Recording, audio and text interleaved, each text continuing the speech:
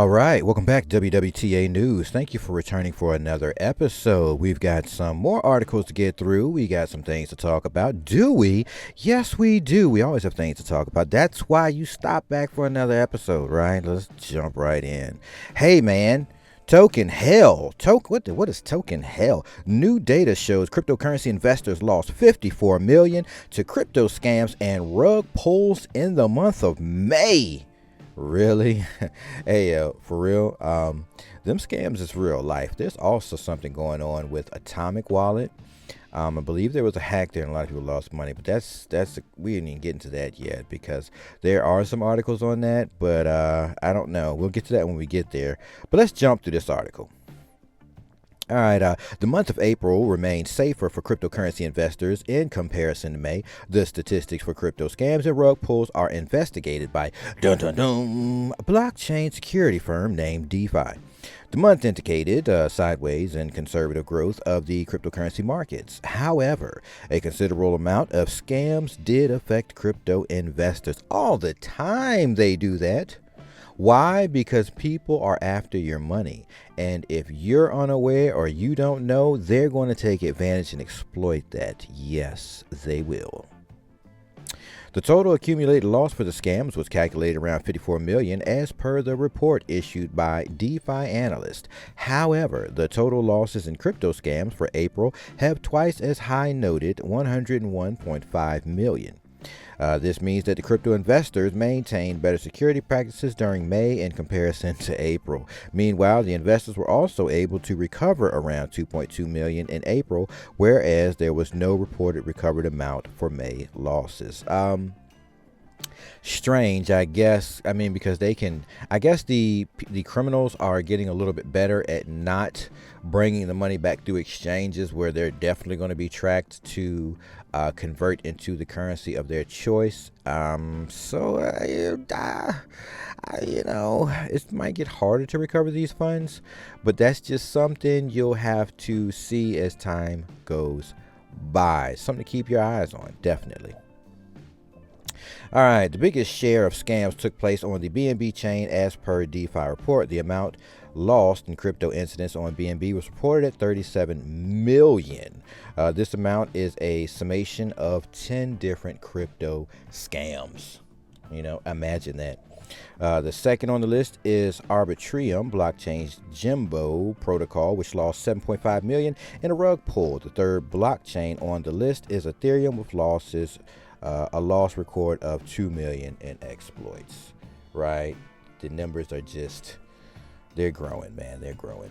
It goes on to say, in terms of smart contract hack cases, the list starts with FinTalk with a record loss of 31.7 million. Deuce Finance on the BNB chain also suffered from a smart contract exploit that led to 6.2 million in losses for the investors. Some cryptocurrency projects that suffered major losses include Snooker, WSB Coin, Block Forest, Land, Mother, Tornado Cash, and Linda Yacarino. The losses in the cryptocurrencies range from a loss count of 45,000 to 733,000. That is crazy. Those numbers are crazy. All right, so rug pulls remain prevalent in the cryptocurrency markets among all other types of scams. A total of 12 cases were recorded with a total loss of 37 million. That's a lot of money lost. That's a lot. And I mean, I don't know. If we don't get legislation to get these things in order, we're going to continue to see losses, even though these losses are technically not that big. They are, but kind of not. When you look at the grand scheme of things and where we're going, it's really not that big. We still need legislation to put a halt to this because it'll only grow the more onboarding we do with blockchain and cryptocurrencies and people coming into this space. So we do need legislation more than any, at this point in time, as more people or institutions begin to get involved, because institutions are involved with blockchain.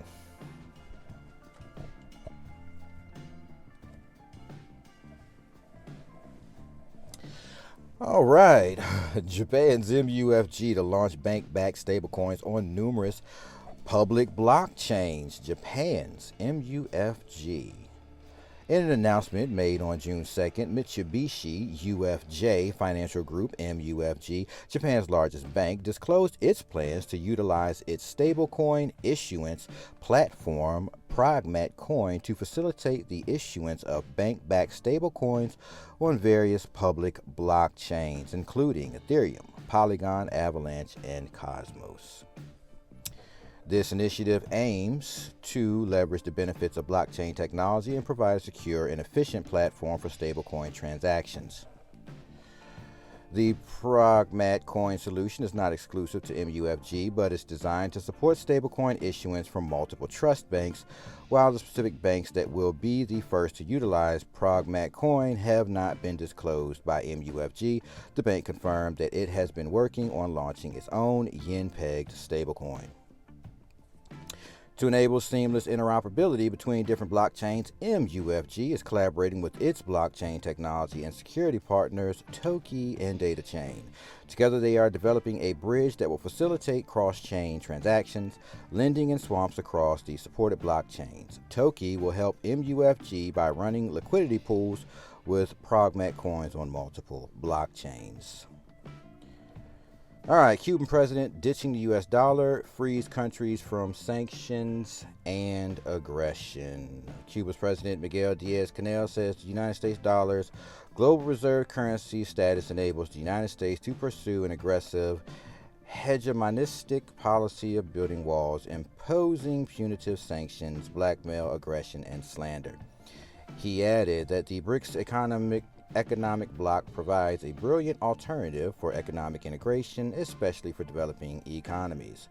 Cuba's president on de-dollarization, Cuban President Miguel Diaz-Canel, discussed the global de-dollarization trend in an interview with RT aired on Thursday. He explained that the United States dollar's status as the world's reserve currency enables the United States to pursue an aggressive, hegemonistic policy of building walls, imposing punitive sanctions, blackmail, aggression, and slander, the news outlet conveyed. The Cuban president was further quoted as saying, BRICS provides a brilliant alternative for economic integration, especially for developing economies. The BRICS nations, Brazil, Russia, India, China, and South Africa, have intensified their endeavors to reduce dependency on the United States dollar, advocating for the adoption of their respective national currencies in trade settlements. Their leaders' summit in August is expected to include discussions on a proposed common BRICS currency. Many people believe that a successful BRICS currency will erode the dominance of the United States dollar. Wow, so we are still looking at de-dollarization, and more nations are getting out of that dollar. It goes on to say, for several decades, the United States has upheld wide-ranging economic sanctions against Cuba. Yes, they have. Originally imposed in the 1960s, the U.S. government has cited human rights violations, communist tendencies, and regional instability as some of the reasons behind the ongoing sanctions. Diaz-Canel said, I believe that we need to recognize the leading role of Russia in shaping this multipolar world, adding that continued de-dollarization efforts will lead to more inclusive and more mutually beneficial trade. For countries that reject the United States, lies and empty promises. Last month, Russia's President Vladimir Putin stated that the trend towards multipolarity is inevitable and will only intensify. Those who do not understand this and do not follow this trend will lose, the Russian president warned. So we've been hearing this theme about countries getting out of the U.S. dollar, and it is continuing to happen. We're going to see the dollar come to a head, and we just got to see how this plays out and what it means for the United States. We are used to having dominance with the dollar and having the benefit of everybody using the dollar to conduct business. So what's going to happen as these countries stop using the dollar? That's the important part.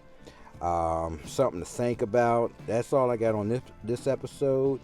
I'll close there, and I'll catch you all in the next episode.